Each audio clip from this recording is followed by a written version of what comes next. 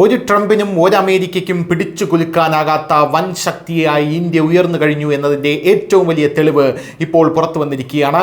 ട്രംപിൻ്റെ 25% താരിഫ്, അതിൻ്റെ കൂട്ടത്തിൽ റഷ്യയിൽ നിന്നും എണ്ണ വാങ്ങുന്നതുമായി ബന്ധപ്പെട്ട് 25% പിഴച്ചുങ്കം, ഇതെല്ലാം വന്നിട്ടും ഇന്ത്യ ഇപ്പോൾ കുതിച്ചു കയറുകയാണ് എന്നാണ് അറിയാൻ സാധിക്കുന്നത്. ട്രംപിൻ്റെ ഈ തീരുമാനഞ്ഞെട്ടലിനിടയിലും ഇന്ത്യയുടെ ഓഗസ്റ്റിലെ കയറ്റുമതി 9% ഉയർന്നു എന്നാണ് അറിയാൻ സാധിക്കുന്നത്. സാധാരണ അമേരിക്കൻ രാജ്യങ്ങളിൽ അമേരിക്കയിലേക്കാണ് നമ്മൾ കയറ്റുമതി നടത്തുന്നത്. എന്നാൽ ഇപ്പോൾ നിലവിൽ 9% ട്രംപ് താരിഫ് ഏർപ്പെടുത്തിയിട്ടും നമ്മൾ മറ്റ് വിപണികൾ കണ്ടെത്തി നമ്മുടെ വലിയ രീതിയിലുള്ള വികാസം നടത്തിക്കൊണ്ടിരിക്കുന്നു എന്നുള്ള റിപ്പോർട്ടുകൾ വരുന്നു. 2025 ഓഗസ്റ്റിൽ ഇന്ത്യയുടെ മൊത്തം കയറ്റുമതി വ്യാപാര സേവന മേഖലകളിൽ നിന്നുള്ള വരുമാനം $69.16 ബില്യൺ എത്തിയിരിക്കുന്നു എന്നാണ് അറിയാൻ സാധിക്കുന്നത്.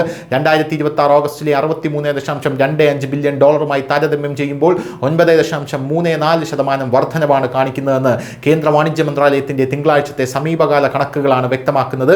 വ്യാപാര കയറ്റുമതി $35.10 ബില്യൺ ഉയർന്നു. മുൻ വർഷത്തെ $32.89 ബില്യൺ നിന്ന് സേവന കയറ്റുമതി 30.36, അതായത് 36 ബില്യൺ നിന്ന് 34.06 ബില്യൺ ഉയർന്നിരിക്കുന്നു. US ഏർപ്പെടുത്തിയ 50% താരിഫുകൾ ഓഗസ്റ്റിൽ ഇന്ത്യൻ കയറ്റുമതിയിൽ പരിമിതമായിട്ടുള്ള സ്വാധീനം മാത്രമേ ഉണ്ടാക്കിയിട്ടുള്ളൂ എന്ന് റിപ്പോർട്ടുകൾ വരുന്നു. പ്രധാന മേഖലകളിലുടനീളമുള്ള ആഗോള വ്യാപാരത്തിൽ ഇന്ത്യയെ ശക്തിപ്പെടുത്തുന്ന സ്ഥാനത്തെ ഈ ഇരട്ട വളർച്ച എടുത്തു കാണിക്കുന്നുവെന്നാണ് അറിയാൻ സാധിക്കുന്നത്. 2025 ഓഗസ്റ്റിൽ ചരക്കുകളുടെയും സേവനങ്ങളുടെയും ഇറക്കുമതി $79.04 ബില്യൺ കുറഞ്ഞു.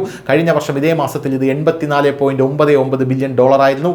ഈ കുറവ് വ്യാപാര കമ്മി ഗണ്യമായി കുറയുന്നതിന് കാരണമായി. 2024 ഓഗസ്റ്റിൽ $21.73 ബില്യൺ നിന്ന് 2025 $9.88 ബില്യൺ ഇത് ചുരുങ്ങിയിരിക്കുന്നു.